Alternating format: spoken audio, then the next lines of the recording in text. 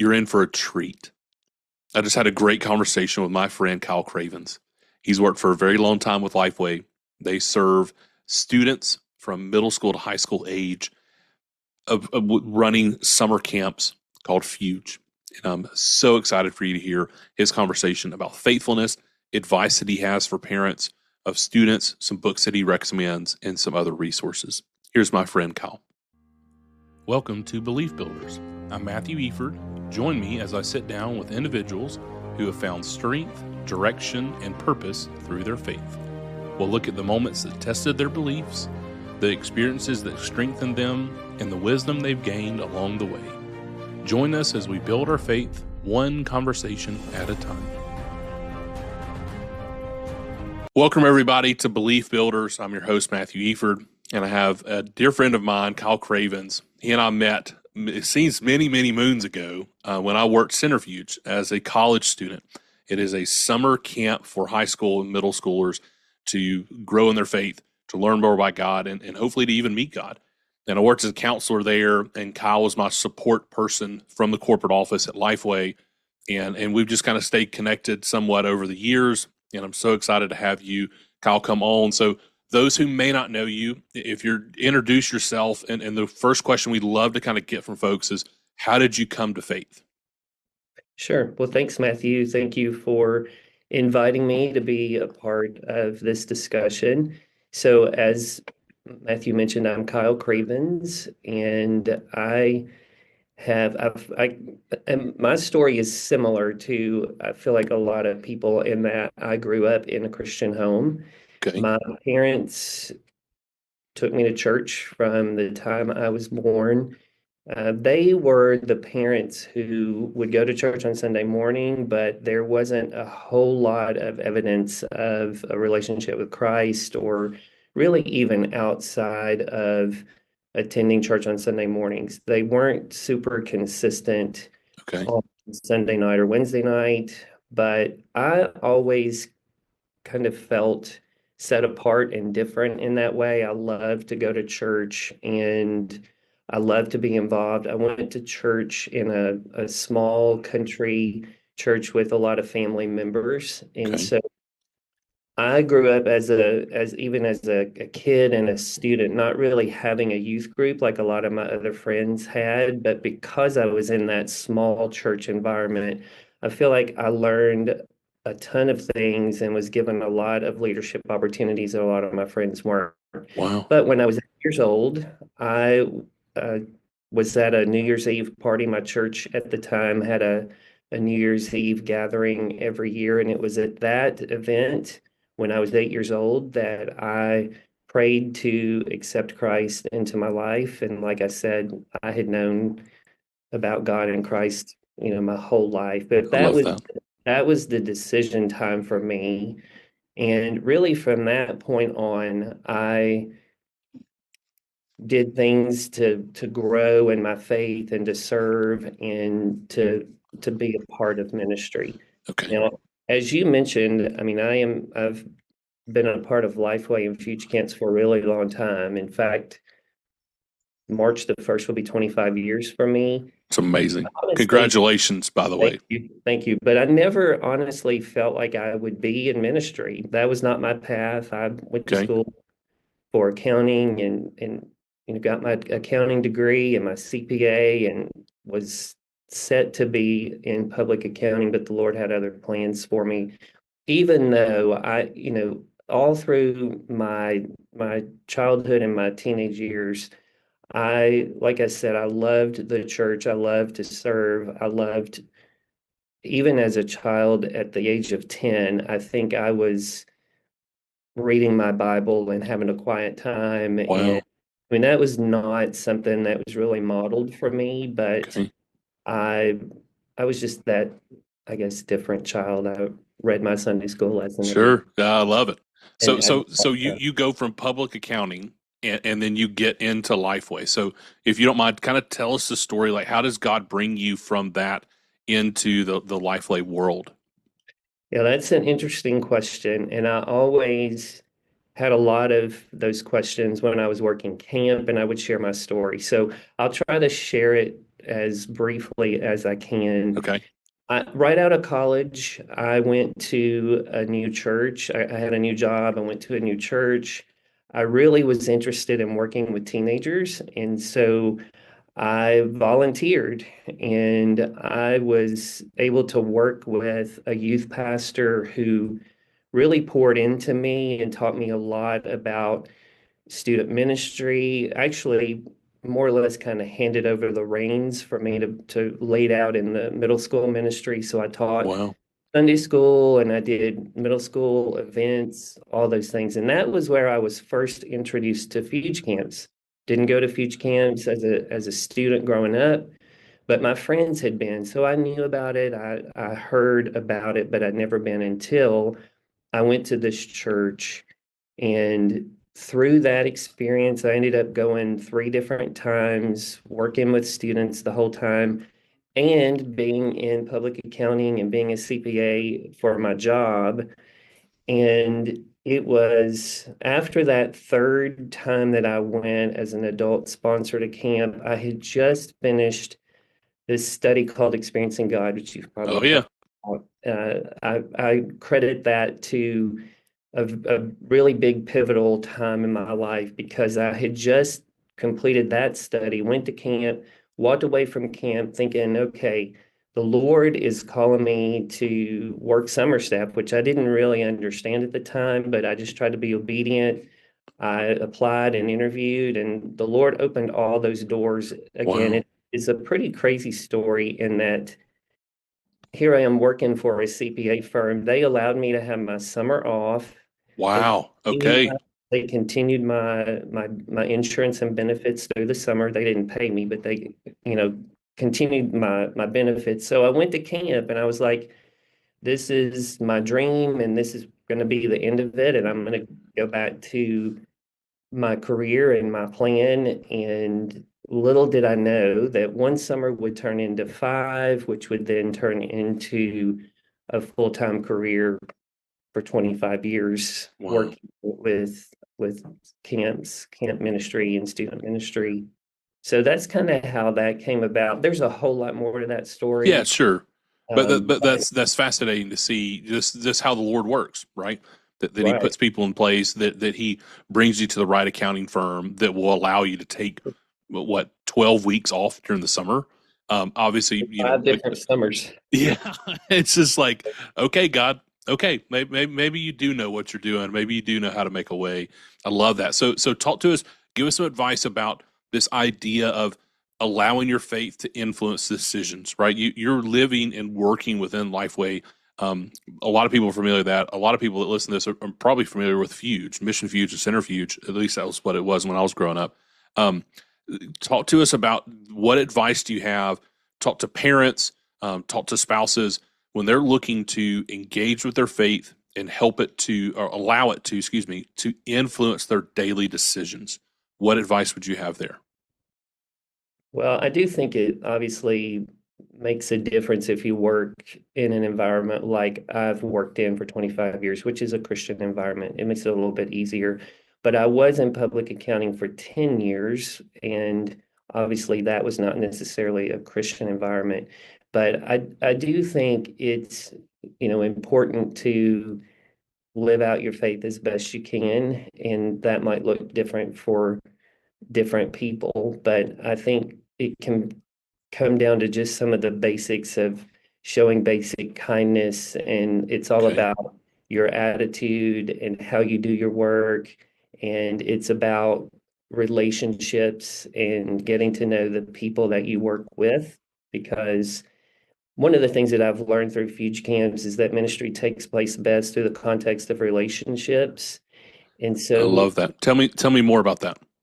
So it's hard to know how to minister to a person if you don't know that person. So Yeah. the starting point there needs to be building that relationship, getting to know those people. So even in a work environment or even in other environments in your neighborhood, wherever you are, if you'll take the time to invest and build relationships with people that you come in contact with on a daily basis, then you will know how what their needs are and how to better minister to them. I love that. So talk to me about, I mean, 25 years. You go from a 10-year career to a 25-year career, and you're still going strong. I don't say that 25 years like it's coming to a close right now, so please don't hear that. But what advice would you have to somebody who's out there who is struggling in their job? They're struggling in where God's calling them, that they don't see the longevity. What advice would you have for them? Well, for me, when I look back at my 25 years at LifeWay, it has to do with the fact that I love what I do. Okay.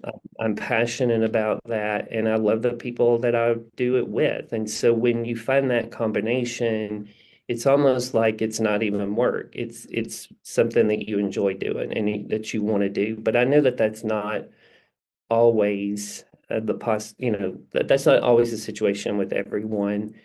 I would say that I enjoyed my work as a CPA, but it wasn't like a sweet spot for me. So Okay.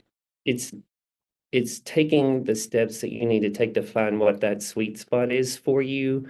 What do you love to do? What are you passionate about doing? And then taking steps and just being open to what that might look like. And it might take some time to get there. For me, it took 10 years.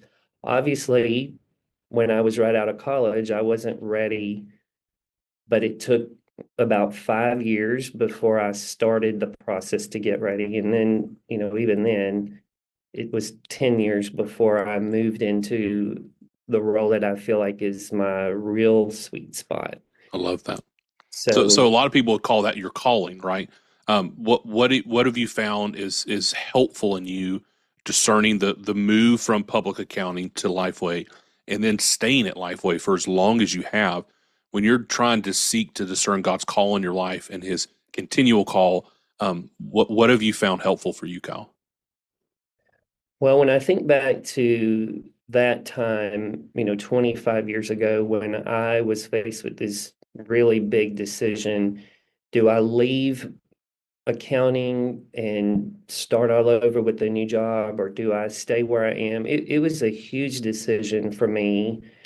And I'll be honest with you, it wasn't an easy decision. Sure, But I continue just to seek the Lord, to pray, to read scripture, to talk with other people. And I feel like a lot of times when doors open, that's a pretty good sign that, it's meant to be. I can sure, still remember thinking, oh Lord, please don't make me do this. Please don't make me, leave my family and leave where I have lived my whole life and leave my job and all of the things. I really tried to say, Lord, don't do this. But the door opened, and when the door opened, and I did receive that job offer, I just knew that that's what he wanted for my life, and I had to be obedient to do it. So, and that took a lot of courage too, because a lot of things changed for me at that time. sure, But honestly, even in moving and taking that step, I didn't necessarily see myself being where I am for 25 years. okay, I felt like maybe at some point along the way there might be other opportunities at Lifeway or even opportunities elsewhere, but those opportunities, those doors have not opened. And I mean, I continue to love what I do. I still have a passion for camp ministry. sure, And really, even at my age, I'm 57 years old. There's still a little bit of that feeling of, what's next? What am I going to do from here? What does life look like for me, even in the years to come? And I think it's important just to always try to be in step with the Lord, be open to whatever it is He might have for you, and then whatever He shows you, just be obedient. I love that.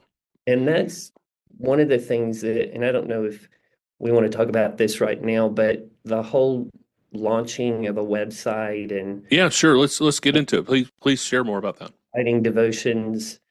Um, I had written for Lifeway for a number of years in adult ministry and Okay, student ministry, and I went about 10 years of writing in that way. But then Lifeway kind of changed some of the policies, and as a full-time employee, I couldn't write as a contract writer anymore. So I didn't get to do as much writing after that, outside of writing the curriculum for Fuge camps and Sure.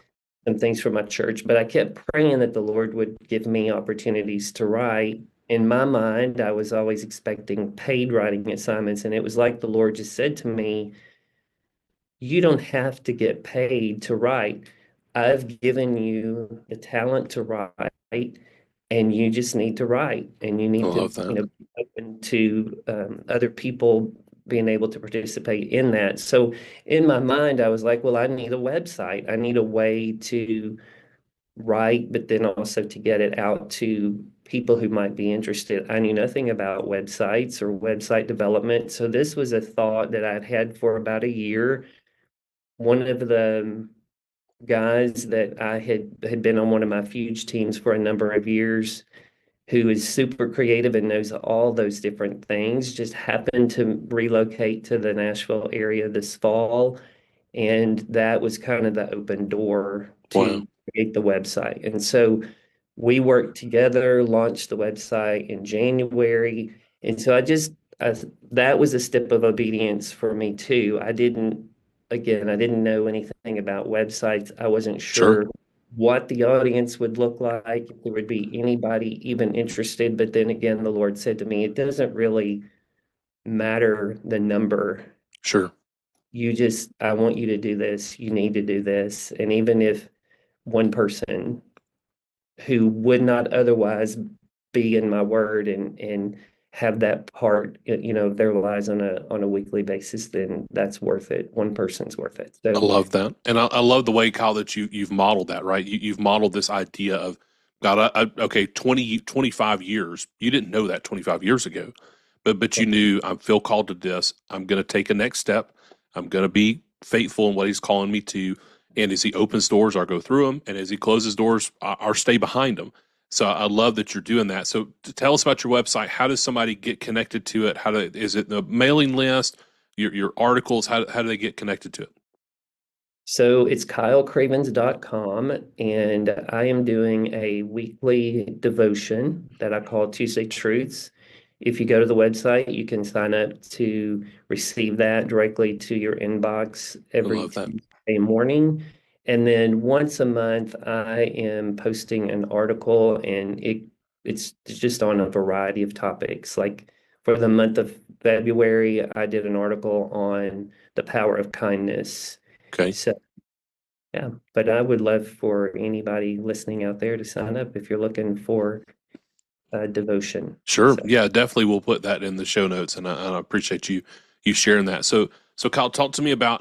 I know part of your story with your parents, and so I love to get the perspective of somebody who's struggling in their faith or just going through difficult circumstances, how they stay connected to the Lord, and how it strengthens them through that journey, what they've learned through it, maybe on the other side of it or in the midst of it.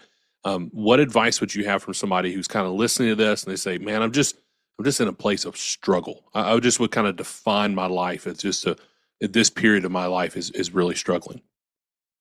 sure, I would love to share a little bit of my story in answering that question.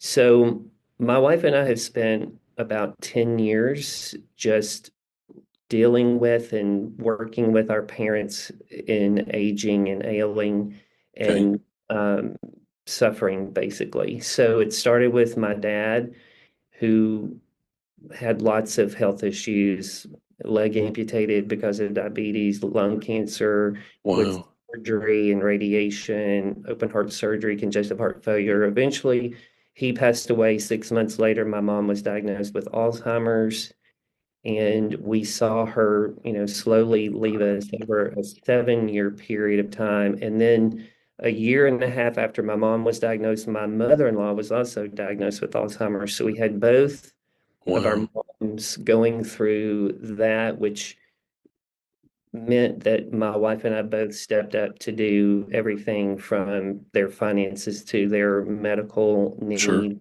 to caregivers, all of those things. My father-in-law had a lot of health issues as well. He passed away 6 weeks later. My mom passed away. But at one point in time, we had both of our moms and her dad that we were caring for. Her mom was living with us full time. My mom and her dad were both in Kentucky, so we were back and forth on a weekly basis there. That was a heavy season for us, and it was not a 1 year, 6 month period. It was 10 years. Wow. Her mom passed away in March of 21. So the last few years, we have kind of felt like this, big sigh of relief because we often look back on that time and we're not really sure how we did all that we had to do, except for Sure. the fact that we did have Christ in our lives and we just, stayed true to our faith. And despite all of those things that were going on around us, we continued to go to church and make sure that we were in a small group of believers, and we prayed and we read our Bible. All of those things that we would have had done all along, we continue to do. Sure. And I think you just have to trust. It's easy to talk about trust and trusting, but it comes a time where you really have to put that into action.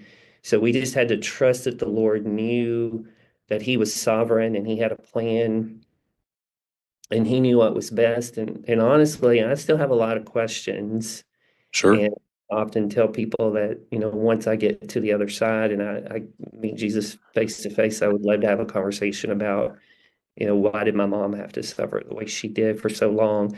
But I also learned a long time ago, there was a saying that I have kind of clung to for a long time, and that's that you just play the cards you're dealt. Okay. And so in these situations, we just had to step up and do what you had to do. You just play the cards you're dealt. And even through all of that, we could always see the Lord and His hand and His provision. And as long as you stay focused on Him, it would be real easy to lose sight of Sure. that. And it would have been real easy for us to, become bitter and to have turned away from God. But we chose not to do that, to try to Yeah. stay true to our faith and just to trust Him. But it's not easy, especially when you're right in the middle of it. It's Sure. just not easy. Yeah. So, No, I appreciate you sharing that. I'm sorry to hear that about your parents and about your mother-in-law, and just to see, loved ones, the ones closest to us when they pass, it's us that hurt, right? As believers, they are no longer hurting. They're right. with the Father, and they're in heaven, in perfection, and so it's us here that's left. We're grieving, we're hurting, we're missing, we're longing. Um, each day we're getting closer to them, but it's this season of, okay, one of the things that Hannah learned when we walked through Noah's life, when he got sick, and then we found out he was sick, and then when he passed in 2020, was just this idea of, um, we came up with a family slogan that was, even though we will. And then Mhm. we just preached that over ourselves, right? That we walked through the valley of the shadow of death, and what we learned was it was important for us to continually to speak truth over ourselves. And Good. so, Kyle, what I love what you did was you said, okay, there's an old saying with the Navy SEALs, right? That you, in the midst of a battle, you default to your highest level of training, that you Mhm. don't rise to the occasion, that you default to that highest level of that you've been trained. But what's amazing is the Lord had been training you for so many years, preparing you, your heart, your mind, your spirit, for this season of grief and of battle that you were going to walk through. And He did that in my life too. And I'm thankful, and I admire that a lot, that instead of, which is so easy, you could have turned away, right? The world would have told you, you have every reason to be angry, that all of these dominoes fail in such a short period of time. Why wouldn't you turn from God? Mhm. But those who walk through grief with their faith, the way I say it is, I cannot imagine walking through this without Him, Sure. I agree. right? Mhm. So I appreciate very much you sharing that. So talk to us, Kyle, about, let's take a little bit of a pivot here. Talk to us about student ministry, right? We have a lot of parents that listen to this that myself included, right? I have three young boys at home, and my biggest goal as their dad is that they will one day meet Jesus. That is my number one goal. And so, talk to us from your perspective with the longevity that you've had at LifeWay, the different generations that you've seen, the different generations that you served. What advice would you have to parents twofold? One is, what is the unchanging truth that you've seen with parents that are, how can they help pass on faith from one generation to the next? And then second to that, what is probably something new? What is something that would be this next generation coming up? This is what we need to be aware of. Again, you just have to continue to make sure that you do as a family what you've always done, and you go to church, and you still make sure that your child or your children are participating in those kinds of things. The hard part is they have to make their own decisions. Yeah.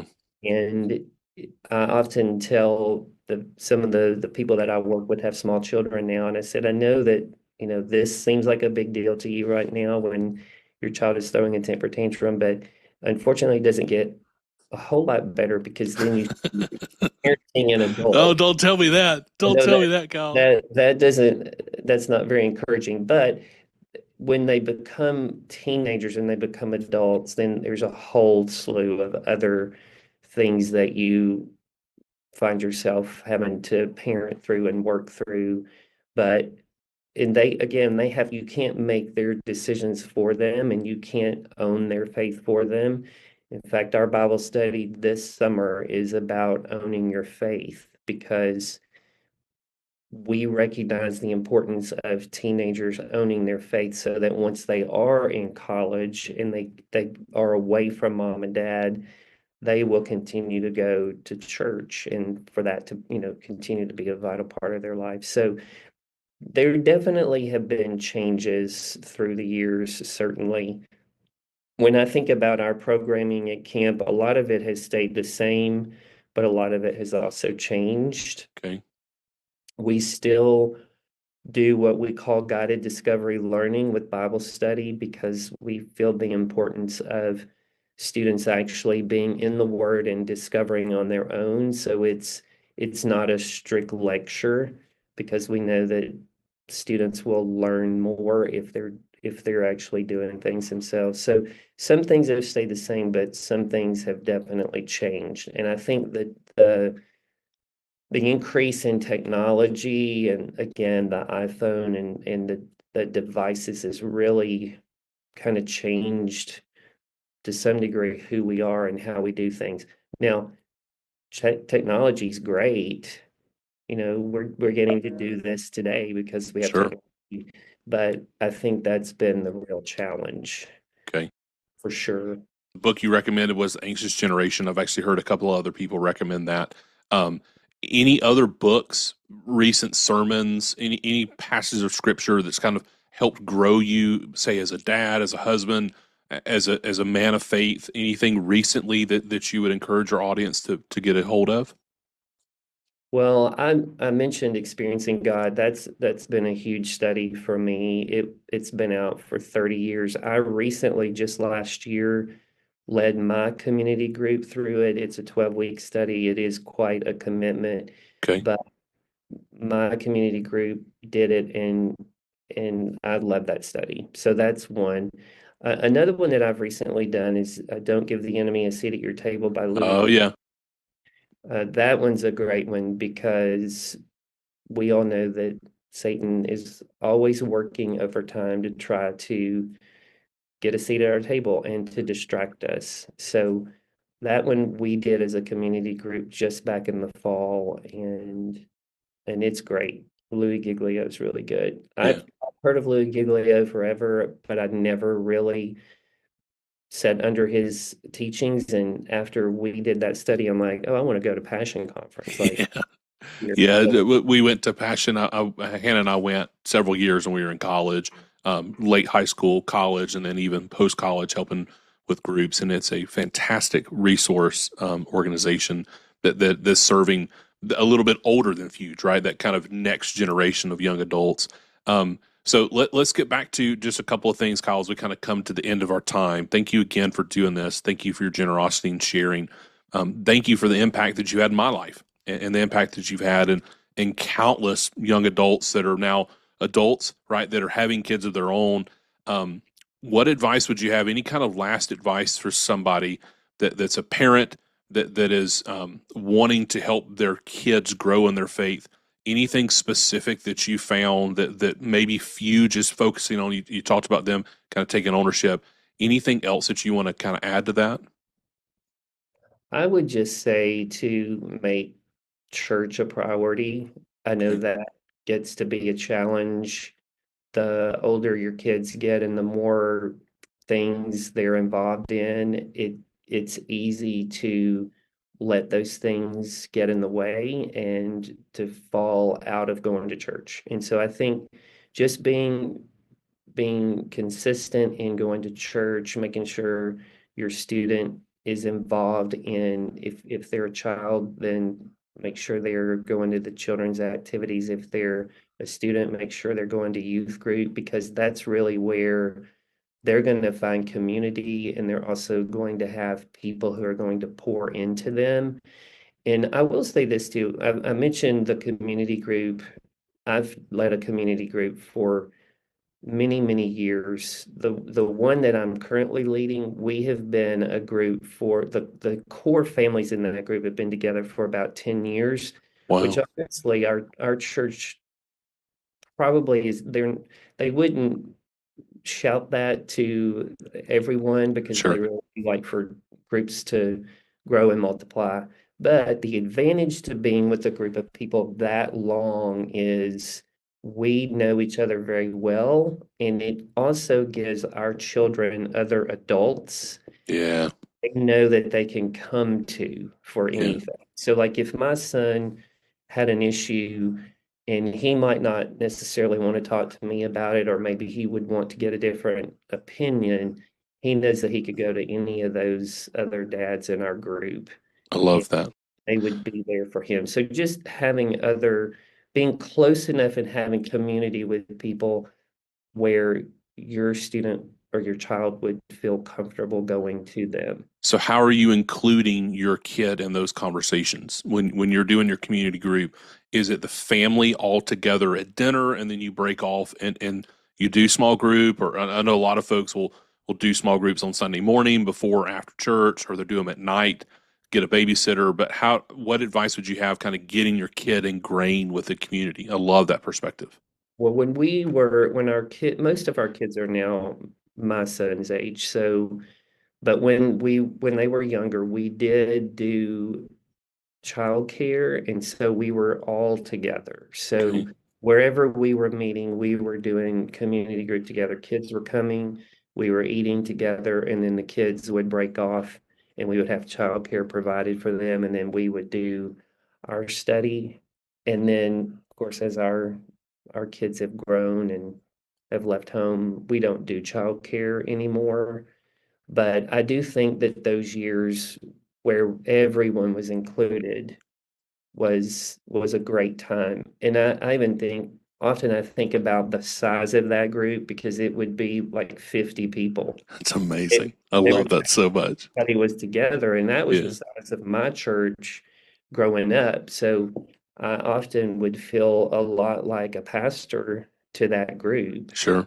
because our church is a really large church, and so when you're in a large church environment, it's really important to find that small group of people to find community with and to do life with. I love that. And I love that perspective. I love that you're sharing that. Okay, Kyle, let's close on this. The perspective I love to get is if you could go back and speak to younger Kyle, so go 10, maybe 15 years ago, what's a piece of advice that you would give yourself? That is a great question. 10 years ago was probably about the time a lot of the health issues with our parents and even our son, was about to start. Okay. And I would I don't know that I necessarily would do a lot of things different. It's just to keep the faith, to Sure. continue to trust, and to be open to wherever the Lord might be leading and whatever the Lord might be doing. Um, but yeah, just to rely on Him and to continue to spend time with Him daily and be open to whatever He might have for you, even if it's the hard things. That's the hard part. Yeah.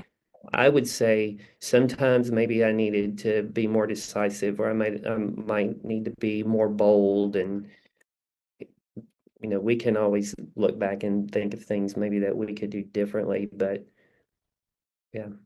I love that. What a great way for us to end. So, Kyle, just real quick, as a reminder for everybody, how do they get in touch with you? For don't give out your cell phone number, please don't do that. But how do they get connected to you, your website, and then also give a real quick pitch for Fuge if they're interested, if they have kids that are middle school, high school age, they want to get involved this summer, in the next few months. How do they get connected? Yeah, let me start with Fuge Camps.